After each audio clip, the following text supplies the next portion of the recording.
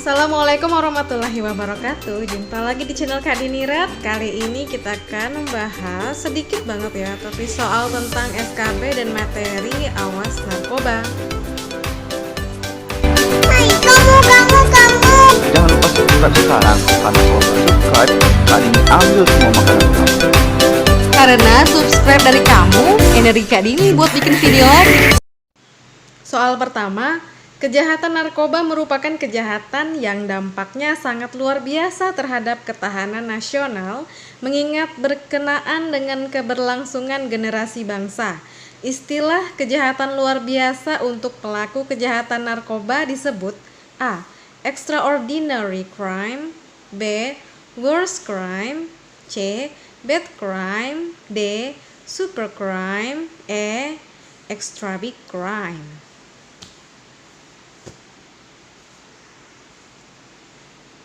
Jawabannya adalah A. Extraordinary crime. Soal kedua, Undang-Undang tentang Narkotika yang mengamanatkan pencegahan, perlindungan, dan penyelamatan bangsa Indonesia dari penyalahgunaan narkotika serta menjamin pengaturan upaya rehabilitasi medis dan sosial bagi penyalahguna dan pecandu narkotika adalah A.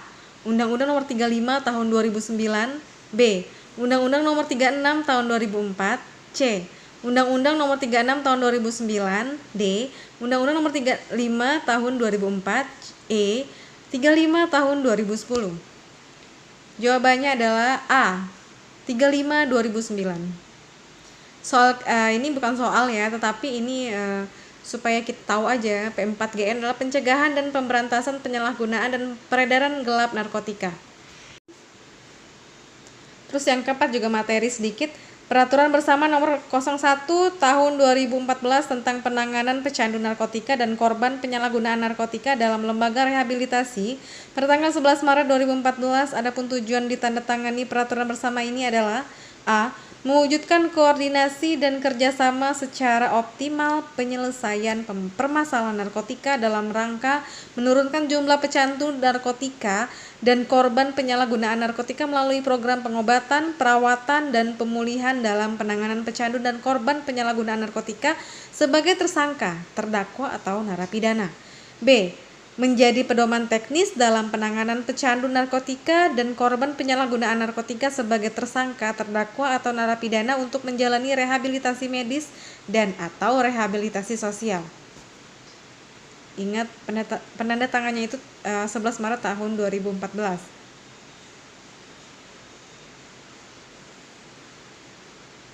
Terus yang kelima ini adalah soal yaitu upaya menanggulangi permasalahan pemakaian zat adiktif atau narkoba ditujukan sesuai dengan tahapan kontinum pemakaian zat itu sendiri.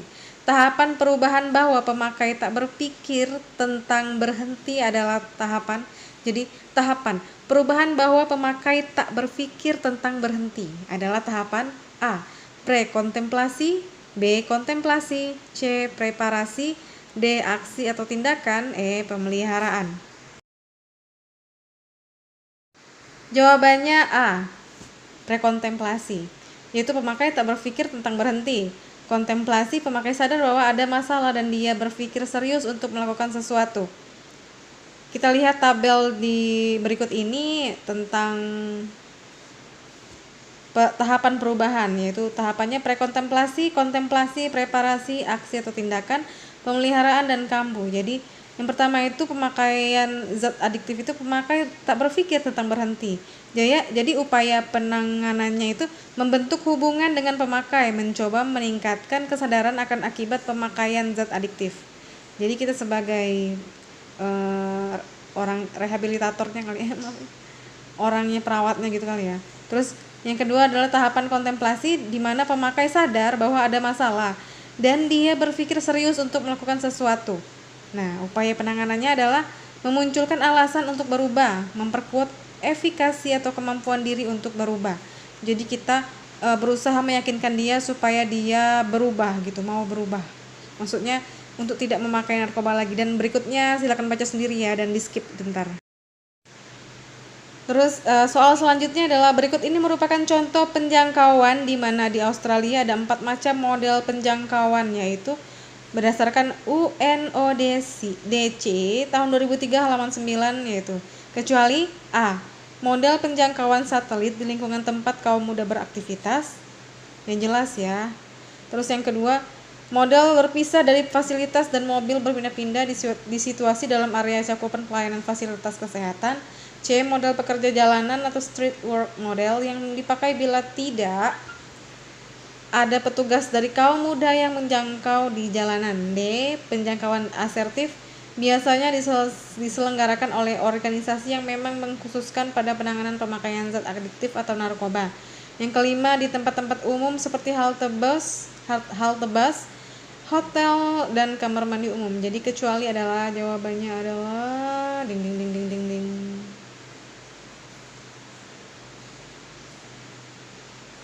Jawabannya adalah E. Kecuali ya.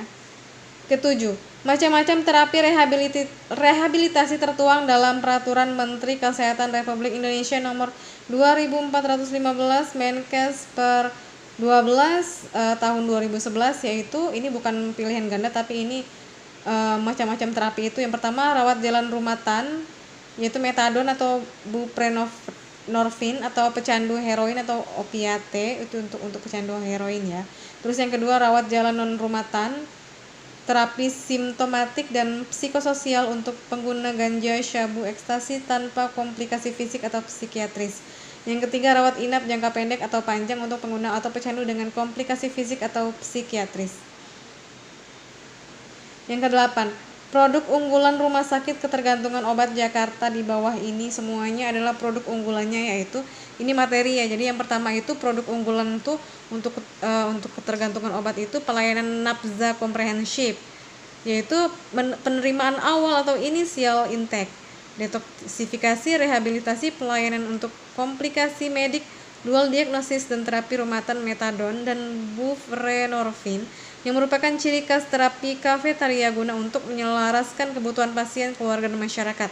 Yang kedua adalah produk unggulannya adalah sebagai pengampu layanan program rumatan metadon. Yang ketiga, memberi pelatihan dan pendidikan bagi berbagai profesi di bidang pelayanan ketergantungan nafza, pelayanan akibat gangguan yang berhubungan dengan zat.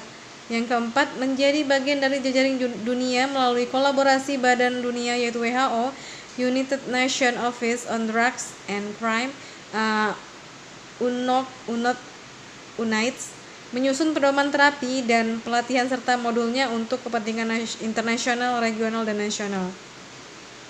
Jadi berikut ini ada juga tambahannya, yaitu terus yang kelima, menjadi narasumber bagi pelatihan, layanan, dan penyusunan perencanaan terapi ketergantungan nafza dan HIV/AIDS. Yang keenam, menjadi bagian jejaring pelayanan kesehatan HIV/AIDS dalam promosi, prevensi, terapi, dan penelitian. Kemudian materi terapi rumatan itu apa sih? Dalam pedoman penyelenggaraan program terapi rumatan metadon disebutkan bahwa proporsi kasus AIDS tahun 2006 sampai 2011 dari faktor risiko penggunaan nafza jarum suntik adalah sebanyak 34%. Banyak banget ya. Pecandu opiat umumnya menggunakan dengan cara menyuntik yang tidak aman. Mereka mungkin ganti-ganti suntik gitu ya. Akibatnya sangat mudah terinfeksi seperti hepatitis dan HIV. Mereka itu memakai jarum suntik yang bersamaan mungkin, maupun infeksi yang mengenai tulang, sendi, jantung, jaringan lunak. Faktor penting dalam program terapi rumatan opioid adalah memiliki farmakoterapi yang tepat untuk pasien. Jadi memang narkoba itu bahaya banget ya, terutama juga narkoba suntik, karena penggunaan jarum yang bersamaan itu bisa menularkan HIV/AIDS antar pengguna narkotika. Kemudian materi selanjutnya adalah profil farmakoterapi yang potensial untuk digunakan dalam terapi rumatan tersebut adalah memiliki manfaat hanya dengan pemberian oral. Yang kedua, waktu paru biologis panjang lebih dari 24 jam. Lalu efek samping minimal meskipun pemberian jangka panjang atau menahun. Yang keempat, aman, tidak memiliki efek toksik atau reaksi yang tidak diinginkan yang berat. Yang kelima, memiliki nilai efikasi yang cukup untuk sejumlah pasien dengan gangguan adiksi nafza. Sumbernya dari sini ya, Kementerian Kesehatan.